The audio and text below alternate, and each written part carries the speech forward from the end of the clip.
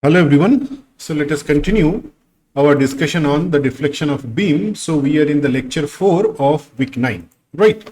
Now we have already learned how to solve deflection of a beam using Macauley's method, and in fact if you recall in the previous lecture we have solved one indeterminate structure using this method, right? So let us consider first example today. And in this example, we have a cantilever beam, and this beam has 2 point loads, P1 and P2.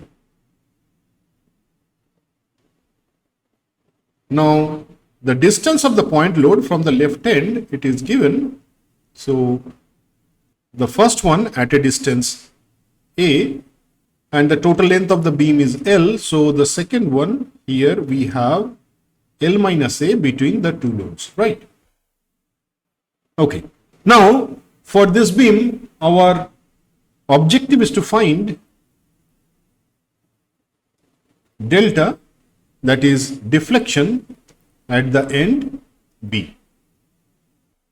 Now this problem again we can solve using Macauley's method, but again we can very easily solve using the standard results that we have already derived in the previous lecture. So let us see how we can split this structure into two and we can solve the deflection at the end B using the results that we have already derived, right? So for that purpose we consider the problem with these two different arrangements. So the original beam with two loads, we consider it as a combination of the first beam with one load at the location say C. So P1 acting at this location. Then we consider another beam where we have P2 acting at B at the free end, and then for these two cases we already have solved the problem, and then we can combine those results to easily find out the deflection delta at the free end. Okay, now let us consider say case 1, and for this problem if you look at the deflected profile, so at this point we have the load P1 acting. So beyond this point it will be straight,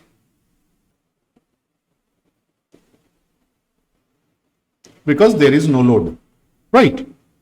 Now you can see for the case 1, obviously the deflection at the free end is having two components. So the first one here, say the deflection is delta 1, that is the deflection due to point load 1 or P1. So this is delta 1, and from this point if we find out what is theta, we can easily project, because beyond this point on the right hand side of point C the beam is having no load in case 1, therefore it will remain straight, so we can easily find out what is delta 2. Now for the second case, again the deflected profile will be like this, and say this is delta 3. So delta B, which is the total deflection, is the summation of delta 1 plus delta 2 plus delta 3.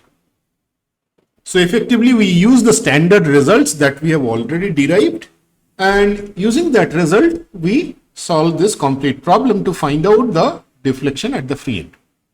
Now if you recall, for case 1 delta 1 is P1 times the distance, here it is A, so A cube divided by 3 EI. And slope at this point, say theta C, is equal to P1 A square divided by twice EI. You refer to the old class notes that we have already derived in this week only, right? Now, what is delta 2? Delta 2 is nothing but theta C times the length L minus A. So effectively we have P1 A square times L minus A divided by 2ICI.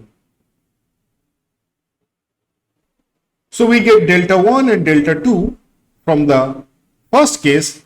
Now let us focus on case 2. In the second problem, we have P2 load acting at the end B, and for that again delta 3 is equal to P2 times L cube divided by 3 EI. So now our task is to find out the total deformation at the end B. So we have to sum up all of them. So delta 1 P1 A cube divided by 3 EI plus we have P1 times A square into L minus A divided by twice EI plus we have P2 L cube divided by thrice EI. So if we take 1 by EI common, we have P1 A cube by 3 plus P1 A square into L minus A divided by 2 plus P2 L cube divided by 3. That solves the problem so easily. We don't need to solve the double integral equation, that is EI d2u dx2 equal to minus mx for this problem, but using standard results and using superposition, we can actually solve the problem very easily and we get the deflection at the free end, right? So this way you can actually replace the original structure, which is having multiple loads here, using a combination of loads over the same structure. So as in this case, we have two different problems. The first one is having the load P1 and the second one is having the load P2. And for each of them, we find out the deflections and then finally we add them up. Because this is a linear structure, here we can add and we can easily find out the total deflection, which is the summation of three individual deflections, as we have seen from case 1 and case 2. So this is an easier way to use standard results and find out the solution. Now let us take a different example. Here in this example, so this is our example 2, we have a simply supported beam, but this time we have a overhang and we have a part of the beam is loaded. So the load is 10 kilonewton per meter and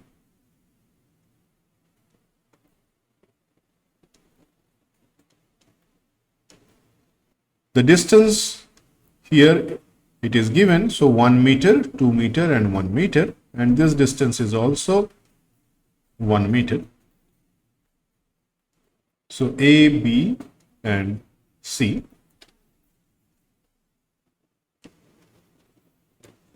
Our job is to find out the deflection delta at x equal to 5 meter from the left end, that is delta C. Okay. So find out delta C. Now for this problem, as you can see, we have a patch load. We introduce a load of same intensity over the entire length of the beam, and we counterbalance it using another load acting in the opposite direction. So we effectively introduce a dummy load, and with the help of this load we can actually solve the problem, because now over the entire length on the right hand side of this patch load we have the UD acting, so we can easily consider a section at a distance x over this overhang, and then we can solve the problem. Right. Now we can also apply, say, a point load at the end C. So say this load is 10 kilonewton. Now you can see we have a combination of loads, and we have introduced a dummy load here to solve this problem, right? Now again, first what we do, we apply force equilibrium. So RA plus RB is equal to 10 into 2 plus we have another point load which is 10, and this dummy load, they counterbalance each other. So in the vertical direction the net effect is 0. So this is equal to 30. Now if we apply the moment equilibrium, so we have MA anti-clockwise positive, sum of this is equal to 0. Then we have RB times 4 is equal to 10 times 2 times 2, because it is acting at the middle, plus we have 10, that is the point load here, times 5. Now if you solve for RB, RB will be 22.5 kilonewton.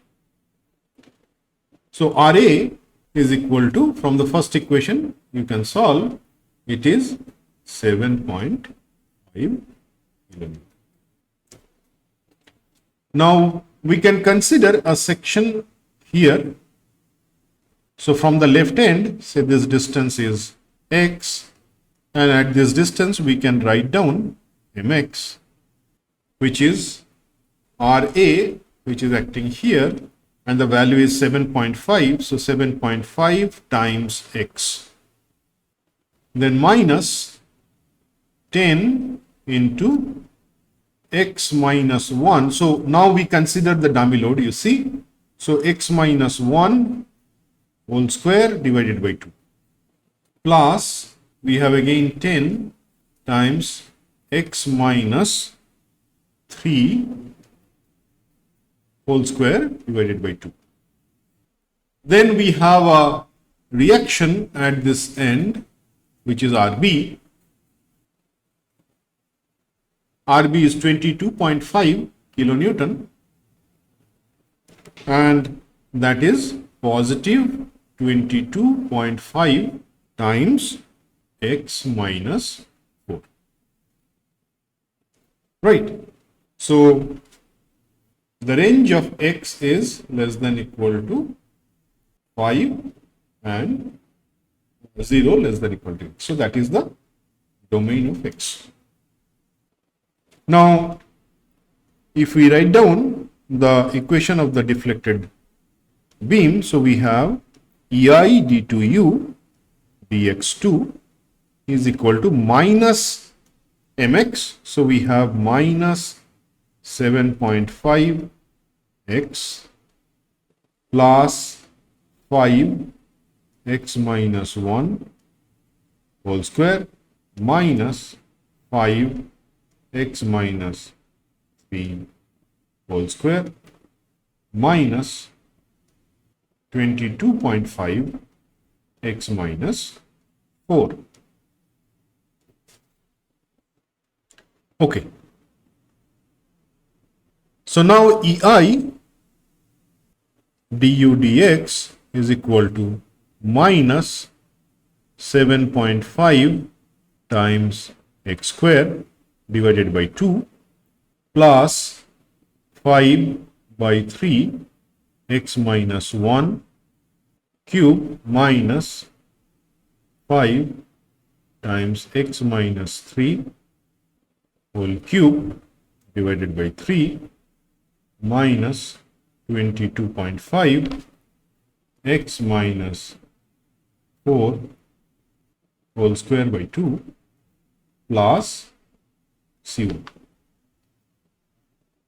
Then again, if we integrate, we have EI u of x is equal to minus 7.5 x cube divided by 6 plus 5 by 12 x minus 1 whole to the power 4 minus 5 by 12 x minus 3 whole to the power 4 minus 22.5 divided by 6 x minus 4 whole cube plus C1 x plus C2. Then again, we have to apply boundary conditions, and the boundary conditions are u of 0 is equal to 0. Now that gives us, if you look at the expression, C2 is equal to 0, right? Then u at x equal to 4 is also equal to 0.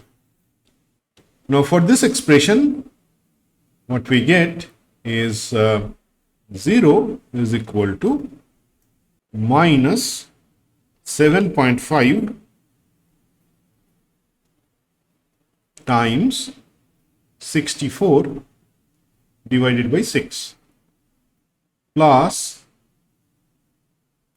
we have 5 by 12 times 4 minus 1, that is 3 to the power 4, so 81, minus 5 by 12 times 4 minus 3, 1, so 1 to the power 4 is 1. Then we have within Macaulay bracket x minus 4, so if you put x equal to 4, so this is 0.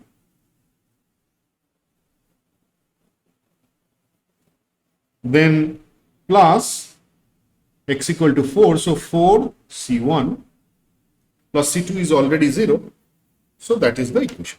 Now if you solve this, we have C1 is equal to 11.67. So effectively what we get the equation of the deflected profile and also the slope at different x. So C1 is 11.67 and C2 equal to 0. So we don't need C2 here. In place of C1, we can write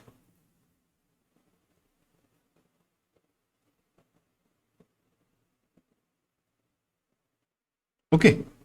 Now our objective is to find out the deflection at the end C. So delta C is equal to 1 by EI and x is equal to 5. So on the right hand side of this expression, if we put x equal to 5, we'll get 7.5 times 5 cube divided by 6 plus 5 by 12 Then 5 minus 1, 4. So 4 to the power 4 minus 5 by 12. 5 minus 3 is 2. So 2 to the power 4 minus 22.5 divided by 6. Then 5 minus 4, so this is 1 plus we have 11.67 times 5. Now if you find out this expression, you'll get minus 1.65 divided by EI. So what is the significance of this minus sign here?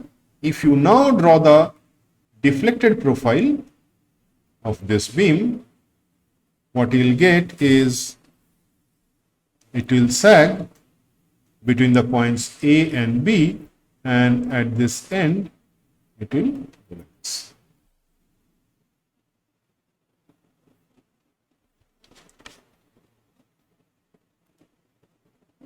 So slope at these two ends, they must be same, and this negative sign here, it actually tells that the C and C, it goes in this direction. Right.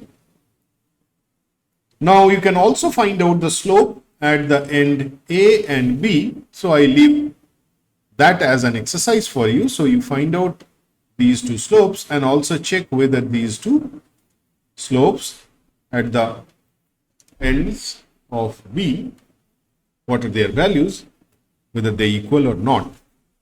That exercise, I leave it up to you and take it as a home task. So basically use this expression for the slope, and in that expression if you put x equal to 0, you'll get theta A, and if you put x equal to 4, you'll get theta B. Okay. That solves the complete problem, and you have seen in this case we have introduced dummy loads to actually cover the entire span, so that we have the moment which is taken over the overhang, and if we change this x, we can actually cover the complete length of the beam between A to C. Let us consider the last example. Now in this example, we again consider a simply supported beam, but let us consider a different type of loading. So we have a triangular load.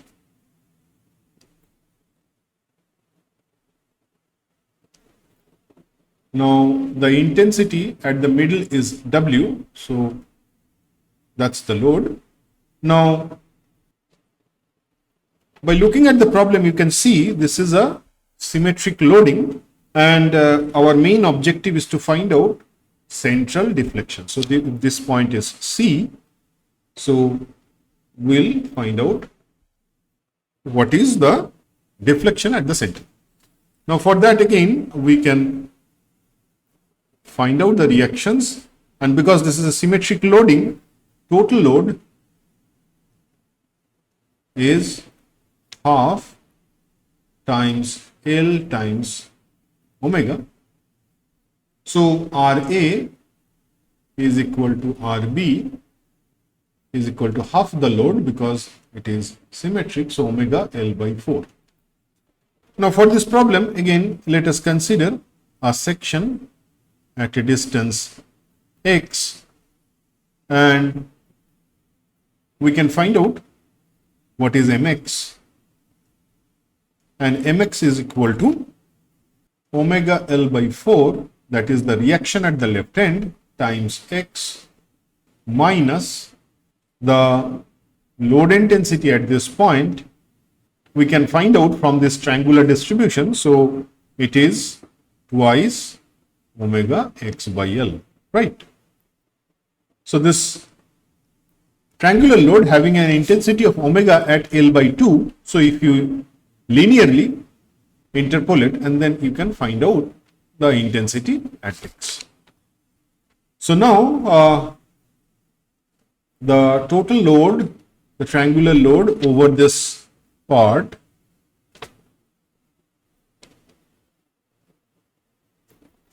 is half times x times twice omega x by L times the CG is somewhere here, which is 1/3 of x from the section, so it is x by 3. So that means we have omega Lx by 4 minus we have omega x cube divided by thrice L. So now if we write down the equation for the deflected profile, we have EI d2u dx2 is equal to minus mx. That means we have EI d2u dx2 is equal to minus omega L x by 4 minus omega x cube divided by thrice L. Actually, this is plus because we have minus mx. So, if we integrate this equation, we have EI du dx is equal to minus omega L x square divided by 8, then plus omega x to the power 4 divided by 12L plus C1. Now, if you look at the loading pattern, actually that simplifies the problem, because from the loading pattern we can easily sense that this will have a symmetry about the center. So we'll have maximum deformation here. So the slope at this point is 0. So the condition is at x equal to L by 2, du dx is equal to 0. So now if we apply that condition, what we get is EI times 0. On the right hand side we have minus omega L times L by 2 square, so L square divided by 8 times 4, so that is 32, plus omega L to the power 4, so L by 2 to the power 4, and then we have another L here, so we can write it L cube. So we have 12 times 16 plus C1. Now if you solve this expression, you can get C1 is equal to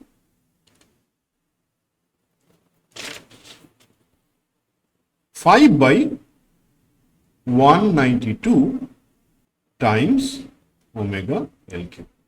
So that first constant we have found out, and this is 5 by 192 omega. Okay. So now if we integrate it once more, we get the solution for the deflected profile. That means EI u of x is equal to minus omega L x cube divided by 24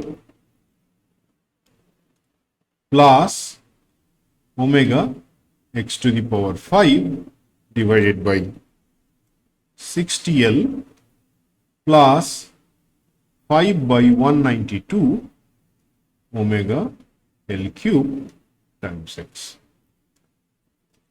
plus C2. Now we have another boundary condition, that is u of 0 is equal to 0. Now if you put that expression in the last equation, you get C2 is equal to 0. right? So we get the equation of the deflected profile, and that is here. Now in this expression, if we put x equal to L by 2, then we get delta C, right? So that is 1 by EI, and within bracket we have omega minus omega L divided by 24 times we have L by 2 cube, so L cube divided by 8 plus omega L by 2 to the power 5, and we have one L in the denominator, so it will be omega L to the power 4 divided by 60 times 32 plus we have 5 by 192 times omega L cube times L by 2, so L to the power 4, sorry, L cube divided by 2. Now if you solve this expression, you get omega L to the power 4 divided by 120 EI. Right. And what is the slope? Theta A. So in this equation, if you put x equal to 0, you get theta A. So the first two terms will be 0. So the value of slope at the end A is 5 by 192 omega. So you see how we can use the symmetry of the problem, and you can define, instead of the boundary condition here, we can actually define the slope here, and because this is a symmetric loading, we already know the slope here, which is 0, and that helps us to solve the complete problem. Okay. So you have seen how we can use this double integration method and Macula's method to solve different problems. And in fact, we have also solved indeterminate structure using this concept, where we use theory of superposition, and with the help of this double integral method, we can find out the deflected profile and the slope along the length of the beam, and that information is extremely useful in the analysis and design, and with the help of that we can also solve certain indeterminate problems, right? So with that, our discussion on deflection of beams come to an end, and then in the next week we'll take a different topic, and that is torsion. So with that, let us close here. If you have any doubt, do let us know, and then we will try to clear your doubts through email or in our open session. Thank you very much.